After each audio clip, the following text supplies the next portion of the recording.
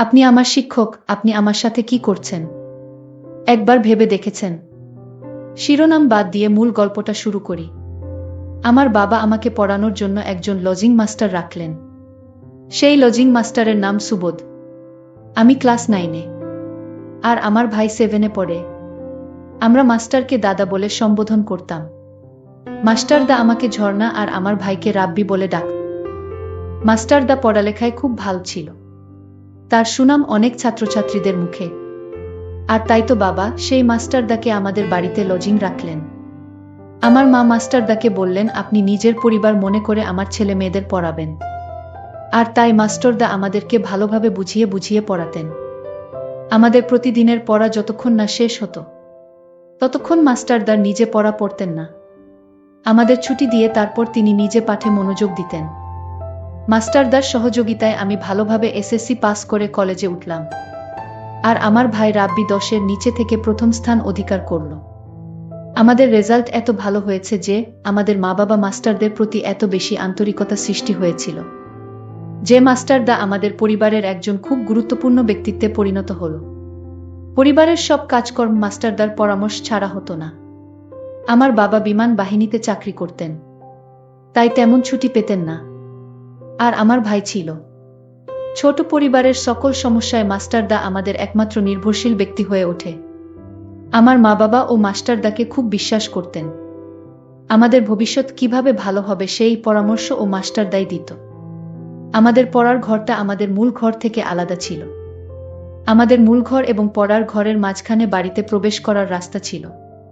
পড়ার ঘরে 2খান রুম ছিল আর তার সাথে বারান্দা। আমরা এক রুমে পড়তাম আর অন্য রুমে মাস্টারদা থাকত। আমি আর মাস্টারদা মুখোমুখি বসতাম। আর আমার ভাই আমার ডান পাশে এবং মাস্টার বাম পাশে বসে পড়ত। কলেজের পড়া একটু কঠিন হওয়ায় একদিন আমার পড়া কিছুতেই মুখস্থ হচ্ছিল না। মাস্টারদা আমাকে বকাবকি করছিলেন আর বলছিলেন সারা রাত বসে থাকবে যতক্ষণ না পড়া শেষ হয়। আমার ভাইয়ের পড়া যখন শেষ কিন্তু আমার জন্য তাকে বসিয়ে রেখেছে, তখন আমার বাবা বাড়িতে ছিল। মাস্টারদার বকাবকি দেখে আমার ভাইকে বল, রাব্বি তুমি চলে এসো, তোমার দিদির লেখাপড়া এখনো শেষ হয়নি, তাই তোমার দিদি পড়ুক। বাবার কথা শুনে ভাইরা মাস্টারদাকে বলল, তাহলে আমি আজকে যাই মাস্টারদা। মাস্টারদা তাকে ছুটি দিল। আমাকে আরো 3 ঘন্টা ধরে রেখে সম্পূর্ণ পড়া আদায় করে ছুটি দিল। আসলে মাস্টারদার অন্য উদ্দেশ্য আছে মনে হয়। যদি অন্য উদ্দেশ্য না থাকতো তাহলে মাস্টারদা আমায় এত ভালো করে পড়ায় কেন? আর পড়া শেষ হয়ে গেলেও আমায় বসিয়ে রাখে। পড়া সঠিকভাবে আদায় করলেও মাস্টারদা বলতো হয় নাই, আরো ভালো করে এখানে বসে পড়া শিখে তারপর ছুটি হবে তোমার। মাস্টারদার কথা মা বাবা অনেক বিশ্বাস করত। মাস্টারদা যা বলবে তাই হবে। মাস্টারদার কথা ছাড়া আমার মা বাবা কিছু করতেন না, এতটাই বিশ্বাস করতে। আর সেই বিশ্বাসের উপর আঘাত করল মাস্টারদা। যাই হোক, সকালে বাবা আর মাস্টার একসাথে ব্রেকফাস্ট করার সময় বাবা মাস্টারদাকে বললেন, সুবোধ দেখো, তুমি আমার ছেলের মতো, তুমি আমার ছেলের মতো কোনো প্রকার লজ্জা শরম করবে না। মেয়ের পড়া শেষ হয়নি বলে রাব্বিকেও ধরে রাখবে না, তাহলে রাব্বির তাড়াতাড়ি শেখার আগ্রহটা নষ্ট হয়ে যাবে। ঝর্ণার পড়া ভারী, সেটা আমি বুঝি। যতক্ষণ সময় লাগে লাগুক, ওর পড়াশোনা শেষ না হওয়া পর্যন্ত ছুটি দেবে না। প্রয়োজনে সারা রাত লাগুক, তুমি তাই করবে, তোমার সংকোচ করার দরকার নেই। মাস্টারদা বল, হ্যাঁ কাকা বলে মিটিমিটি হাসছিল। বাবার ছুটি শেষে কাজে চলে গেলেন। একদিন আমি ইংরেজি বড় একটা রচনা পড়ছিলাম। একটি রচনা কিছুতেই মুখস্থ হচ্ছিল না। রাত 11টা নাগাদ আমার ভাইকে ছুটি দিয়ে দিলেন। আমি পড়তে লাগলাম। হঠাৎ মাস্টারদার একটি পা আমার পায়ে লেগে গেল। আমি ভাবলাম গুরুজনের পায়ে পা লাগিয়ে দিয়েছি, তাই তাড়াতাড়ি সরিয়ে নিলাম এবং প্রণাম করে নিলাম। মাস্টারদা উৎসাহ দিয়ে আমার মাথায় হাত দিয়ে দোয়া করলেন আর বললেন, লক্ষ্মী মেয়ের মতো কাজ করেছ। তবে একটা কথা মনে রাখবে, যার সাথে ভুলভাবে খারাপ আচরণ করবে তার কাছে সাথে সাথে ক্ষমা চেয়ে নিবে, তাহলে দেখবে তুমি একদিন অনেক বড় হবে, তোমায় কেউ পিছনে ফেলতে পারবে না। আমি বললাম, হ্যাঁ দাদা ঠিক আছে। আমি মাস্টারদাকে দেখলাম আমার প্রতি এক অন্যরকম দৃষ্টিতে তাকিয়ে আছে। মাস্টারদা আমার দিকে এমনভাবে তাকিয়ে আছে আমি পড়তে পারছি না। আমার কণ্ঠরোধ হয়ে আসছে, গলাটা ভাঙা ভাঙা হয়ে গেছে। পড়ার দিকে একটু মনোযোগ দিতে পারছিলাম না। তারপরও সহ্য করে বসেছিলাম। আমি মাস্টারদাকে প্রশ্ন করলাম, আপনি এভাবে তাকিয়ে কি দেখছেন? আমি তোমার মাঝে এমন কিছু দেখেছি যা শুধু দেখা যায় বলা যায় না। মাস্টারদার কথা আমি কিছুই বুঝিনি। আমি অবাক হয়ে গেলাম। আমি মাস্টারদাকে বললাম, আজ আমি পড়ব না, আমি চলে যাই। মাস্টারদার তাকানো আমার কাছে কেমন যেন অদ্ভুত লাগছে। সেদিনের মতো মাস্টারদা পড়া শেষ করল। সেদিন আমার পড়া শেষ না হলেও আমাদের দুজনকে একসাথে ছুটি দিয়ে দিল। মাস্টারের নজরটা আমার কাছে কেমন জানি মনে হলো। পরের দিন ছিল সাপ্তাহিক ছুটির দিন। সকালে যথারীতি আমরা দুই ভাইবোন পড়তে বসলাম। আমার কেমন যেন লজ্জা লজ্জা লাগছিল। মাঝে মাঝে মুচকি হাসি আসছিল। আমার ভাই একবার বলেই ফেল, দিদি হাসছিস কেন? আমি তাকে ধমক দিলাম। সাথে সাথে মাস্টার তাও একটু থামতে রাব্বির কথা বন্ধ করে দিল। আমি হাঁপিয়ে বাঁচলাম। এর মধ্যেই আমার কলমের কালি শেষ। আর কলম ছিল না। তাই মাস্টারদা রাব্বিকে কিছু টাকা দিয়ে আদেশ করে বলল, রাব্বি যাও তো দোকানে একটা কলম নিয়ে এসো। দোকানে যাওয়ার আদেশ পেয়ে খুশিতে নাচতে নাচতে রাব্বি চলে গেল। রাব্বি চলে যেতেই মাস্টারদা রাব্বির পেন্সিলটা আমাকে দিয়ে অঙ্ক বোঝানোর বাহানা নিয়ে আমার পাশে এসে বসল। আমি অঙ্ক করছিলাম, কিন্তু আমার মন ছিল মাস্টারদার উপর। রাব্বি চলে যাওয়ার পর মাস্টারদা আমার সাথে এক অদ্ভুত আচরণ করার চেষ্টা করল। আমি বললাম, মাস্টারদা আপনি আমার শিক্ষক, বাবার সমতুল্য। আপনি এমন করবেন না। এমন সময় রাব্বি ঘরে এসে হাজির। সেদিন থেকে আমি যেন আরো বেশি মাস্টারদাকে নিয়ে নানান চিন্তায় পড়ে গেলাম। আসলে মাস্টারদার ইদানিং কি হলো আমি কিছুই বুঝতে পারছি না। মাস্টারদা তা এরকম ছিল না। একদিন দুপুরে সবাই দিবা নিদ্রায় মগ্ন। আমিও ঘুমাতে যেতে অনেকক্ষণ ধরে চেষ্টা করে ব্যর্থ হলাম। মাস্টারদার কথা মনে পড়ল। আমি ভাবলাম গিয়ে দেখি মাস্টারদা কি করে। উকি দিয়ে দেখলাম কি করছে। দেখি মাস্টারদা ঘুমায়নি, বরং আমাকে দেখা মাত্রই চমকে উঠল। আমি চারিদিকে তাকিয়ে দেখলাম। মায়ের ঘরে গিয়ে দেখলাম গভীর ঘুমে ঘুমিয়ে আছে। তারপর চুপি চুপি মাস্টারদার রুমে গেলাম। আমি মাস্টারদার রুমে গিয়ে মাস্টারদাকে ডাক দিয়ে তুললাম। ডাক দিতেই মাস্টারদা ঘুম থেকে উঠে পড়ল। আসলে মাস্টারদাও ঘুমায়নি। মাস্টারদা জেগেই ছিল। আমি মাস্টারদাকে বললাম, আপনি এত রাত হলো ঘুমান না কেন? মাস্টারদা বলল, আমার ঘুম আসছিল না। মাস্টারদা তখন আমায় বলল, তুমি এত রাতে আমার রুমে কেন? মাস্টারদা, আমি আপনার রুমে এসেছি একটা প্রয়োজনে। মাস্টারদা বলল, কি প্রয়োজন? সে তখন আমায় বলল, আপনি ওই দিন আমার দিকে তাকিয়ে কি দেখছিলেন? আপনি বলছিলেন সেটা শুধু দেখা যায় বলা যায় না। মাস্টারদা আমার কথা শুনে অবাক হয়ে বলল, সেটা তোমাকে এখনই বলতে হবে। যাও তুমি এখন তোমার রুমে গিয়ে ঘুমাও। তোমার মা দেখলে বকা দিবে। আমি তখন মাস্টারদাকে বললাম, আপনি এখন আমাকে একটা অঙ্ক বুঝিয়ে দিবেন। রাত প্রায় 2টা বাজে, এই মুহূর্তে লেখাপড়া মাথায় কাজ করবে না। কাল সকালে আমি বুঝিয়ে দিব। আমি মাস্টারদাকে বললাম, যদি অঙ্ক না বুঝান তাহলে আপনি আমার দিকে তাকিয়ে কি দেখলেন সেটা বলেন। আপনি তো বললেন সেটা দেখা যায় বলা যায় না। আমি এটার উত্তর না শুনে আমি কিছুতেই আপনার রুম থেকে বের হব না। আমি মেয়েটার এমন দেখে আমি আশ্চর্য হয়ে গেলাম।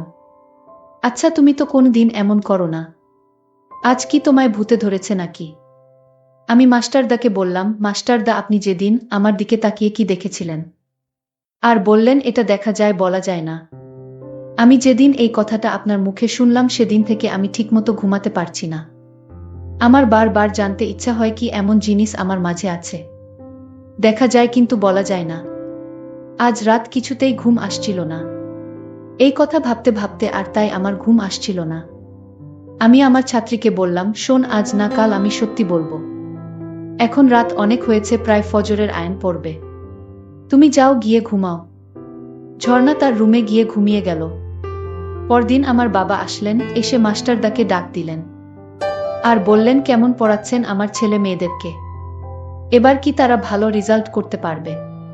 মাস্টার বলল, হুম কাকা, আপনি কোনো চিন্তা কইরেন না। ওরা এবার ভালো রেজাল্ট করবে, আপনি নিশ্চিত থাকুন। মাস্টারদার কথা শুনে বাবা কিছুটা আস্থা পেলেন। বাবা বাড়িতে 2 দিন ছুটি কাটিয়ে চলে গেলেন। পরের দিন আমরা মাস্টারদার কাছে পড়তে বসলাম। মাস্টারদা বললেন, আজ পড়া শেষ না করে কারো ছুটি হবে না। আমি আজ পড়া শিখে আসিনি। মাস্টারদা আমার ছোট ভাইয়ের পড়া আদায় করে নিয়ে বললেন, তুমি চলে যাও, তোমার ছুটি। রাব্বি তখন ছুটি পেয়ে চলে গেল। ঝর্ণা বলল, আমি তো স্যার আজ পড়া শিখিনি। আমি বললাম, কেন শিখনি? তোমার বাবাকে আমি কথা দিয়েছি তুমি এবং তোমার ভাই পরীক্ষায় ভালো রেজাল্ট করবে। আমার ছাত্রী ঝর্ণা বলল, মাস্টারদা আপনি আমার পড়ালেখার মনোযোগ নষ্ট করেছেন। আপনার জন্যই আমি পড়া শিখে আসতে পারিনি। আমি ঝর্ণার কথা শুনে বললাম, কেন, আমি আবার কি করেছি? ঝর্ণা আমার কথার উত্তর দিয়ে বলল, মাস্টার সেই কথার উত্তরটা পেলাম না। মাস্টারদা বলল, ও তাই, সেটার জন্য তুমি পড়া মুখস্থ করতে পারোনি। ঠিক আছে, আজ রাতে তুমি আমার রুমে এসো, আমি বলবো, তোমার উত্তর পেয়ে যাবে। মাস্টারদাকে আমি বললাম, আপনি এখন বলেন, আমি রাতে আসতে পারবো না। মাস্টারদা বলল, এই কথা আমি এখন বলতে পারবো না, আজ রাতে বলবো। যাও, এখন তোমার ছুটি। মাস্টার এমন কথা শুনে আমার অনেক রাগ হলো। কি এমন কথা দিনে বলা যাবে না, রাতে বলতে হবে? আসলে আমি মাস্টারদার লক্ষণ কিছুই বুঝতে পারছি না। আমি ভাবলাম আজ রাতে আমি তার কাছ থেকে কথাটা জানব। তারপর রাত হলো। আমি চুপি চুপি মায়ের রুমে গেলাম, মা ঘুমাচ্ছে। তারপর মাস্টারদার রুমে গেলাম। মাস্টারদার রুমে গিয়ে দেখলাম মাস্টারদা রুমে নেই। এটা রাতে মাস্টারদা কই গেল? আমি মাস্টারদার রুমটা ভালো করে খুঁজে দেখলাম মাস্টারদা রুমে নেই। কোথায় গেল এত রাতে? তারপর আমি মাস্টারদার রুম থেকে বের হয়ে গেলাম, বাথরুমের দিকে গেলাম, সেখানেও খুঁজে পেলাম না। আমি মাস্টারদাকে ডাক দিলাম, সুবোধ দাদা, আপনি কোথায় গেলেন? আমি খুঁজে না পেয়ে মায়ের রুমে গেলাম। মাকে ডাক দিয়ে বললাম, মা, মাস্টারদা কোথায় গেল? মা বলল, কি বলিস, মাস্টারদা তো কোথাও যাওয়ার কথা না, বাহিরে গেট লক করা। হঠাৎ মনে পড়ল ছোট ভাই রাব্বির রুমটা চেক করার বাকি। তারপর রাব্বির রুমে গেলাম। তারপর রাব্বির রুমে গিয়ে দেখলাম মাস্টারদা রাব্বির ঘরে লাশ হয়ে পড়ে আছেন। আমি তা দেখে চমকে উঠলাম। আমি মাকে বললাম, কি হলো এটা? আমি তো কিছুই বুঝলাম না। মাস্টারদার শরীরে কোনো আঘাত নেই, তাহলে মরল কি করে? আমার ছোট ভাইটা বিছানা থেকে উঠে বলল, আমি সব জানি, মাস্টারদা কিভাবে মারা গেছে। রাব্বিকে জিজ্ঞেস করলাম, কিভাবে মারা গেছে বল। রাব্বি তখন যা বলেছিল তা শুনে আমার আত্মাটা কেঁপে উঠল। রাব্বি বলল, মাস্টারদা মরার আগে আমার রুমে এসে আমায় ডাক দিয়ে বলল আমি দরজাটা খুলতে। আমি দরজাটা খুলে দিতেই মাস্টারদা আমার রুমে আসলো। তারপর আমায় বলল, আজ আমার মেয়ের আত্মা কিছুতেই আমায় ছাড়বে না, আমাকে আজ মেরেই ফেলবে। মাস্টারদাকে আমি বললাম, কই আপনার মেয়ে? মাস্টারদা বলল, আমি দেখতে পাচ্ছি, তুই দেখতে পারবি না। তুই তোর আপুকে বলিস। আমি তোর আপুর দিকে তাকিয়ে থাকতাম, কারণ তোর আপুর চেহারায় আমার মেয়ের আত্মাকে দেখতে পেতাম। আমার মেয়ে আমায় ইশারায় বলতো, এটা কাউকে বলা যাবে না, তুমি আমায় দেখতে পারবে কিন্তু কাউকে বলা যাবে না। আমি যখন ঝর্ণার দিকে তাকিয়ে থাকতাম, তখন ঝর্ণার চেহারায় আমার মেয়ের আত্মার ছবি দেখতে পেতাম। আর আমি যখন সিদ্ধান্ত নিলাম আজ ঝর্ণাকে বলে দিব আমি তার দিকে তাকিয়ে কি দেখতাম, কিন্তু আমার মেয়ে বারণ ছিল এই কথাটা না বলার জন্য। আমি আমার মেয়ের আত্মাকে বলেছিলাম, আমি ঝর্ণাকে মিথ্যা কিছু বলতে পারবো না। এই কথার জন্য আমার মেয়ের আত্মা আজ আমাকে মারতে আসলো, আজ আমার জানটাও কেড়ে নিবে। আমি রাব্বিকে বললাম, এটা তুই কি করে জানলি? রাব্বি বলল, মাস্টারদা রাতে ভয় পেয়ে আমার রুমে চলে আসছিল, আর আমার হাতে একটা চিঠি দিয়ে বলল, এটা তোর আপুকে পড়ে শোনিস। আর আমি চিঠিতে পড়ে তা জানতে পারলাম, মৃত্যুর আগে আমার সাথে সব বলে গেছেন আপু। আমি এখন বুঝতে পারলাম মাস্টারদা কেন আমার দিকে তাকিয়ে থাকতো। আজকের গল্পটি এখানেই শেষ করলাম। ভালো লাগলে চ্যানেলটি সাবস্ক্রাইব করে পাশে থাকবেন। ধন্যবাদ।